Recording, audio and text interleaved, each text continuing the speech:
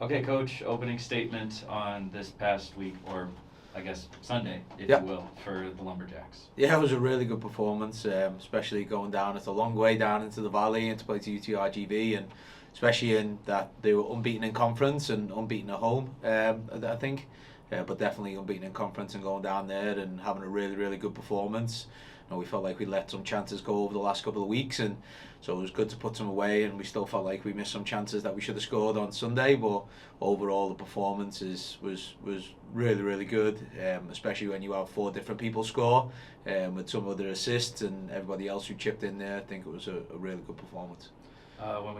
When at least from my perception, when it comes to the biggest differences from last season to this season, it's about the not only executing on the offensive opportunities, but the actual extra effort it does take to create those offensive opportunities. And obviously, we're seeing that you guys are on a huge winning kind of revival right now. So why don't you talk about the offensive pressure and the instillment that you've installed with the program? Yeah, I think a lot of it is especially just from hard work, and it's not only just the chances that you create, it's how much that goes into it with defenders in there and midfielders and creating chances and ultimately having control in the game. And especially when we're attacking, there's such a big part about defending and stopping transitions in there, which is something that we do a big focus on, especially those transition moments in the college game are huge.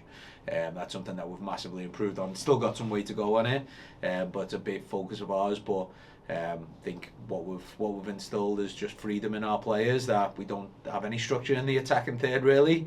We just let our players let them do what they do. We have some real quality in that first attacking group, so we just let them go be themselves. And if they lose the ball, trying to make things happen and make positive mistakes, as long as they transition quickly, that's all we care about. So I think it's the hardest part of the game. So it takes a long time to get an offensive click and keep on working towards it. So I think it's still a working process, no doubt. We did it this morning again because we just want to clean some things up, and we'll do a little bit tomorrow as well. We just have to keep going on it. It is the hardest part of the game.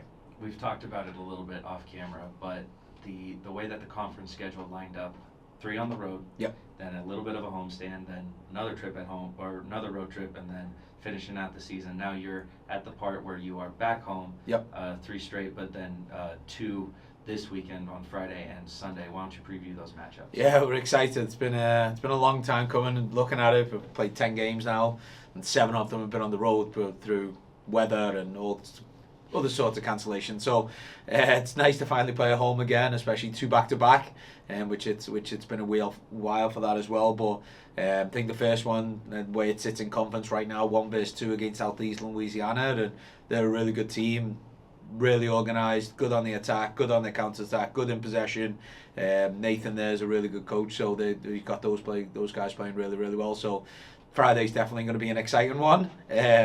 In terms of what happens, because just they're on a roll right now. So we're excited to have a really good game against them. And then Sunday is a grind on a Friday Sunday. So Sunday is what it is, and who's got the most legs and who's got the best game plan and who can really execute their game plan when they're a little bit tired on a Sunday is usually what Friday Sundays mean. So but yeah, we're excited to finally be at home and play in front of our fans and families, and it's hopefully we'll have a good performance in both games.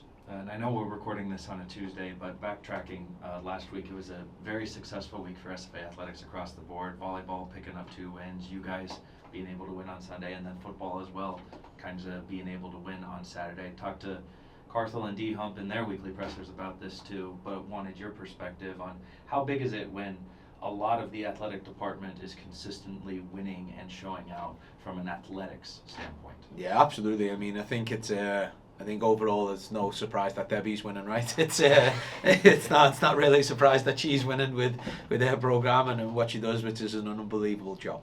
But as a department as a whole, I think it shows in the direction that we're going and the improvements we've made from last year, which is something that's exciting. And I know all the coaches are still wanting to improve and still want to keep going, but it's when everybody wins, it gives a really good feeling about the place and about the department, and an exciting part of the future as well. But I know football and volleyball are in really good spots right now, so it's an exciting time for SFA athletics. Don't have plans for Friday night. Now you do. SFA hosting Southeastern Louisiana at 7 p.m.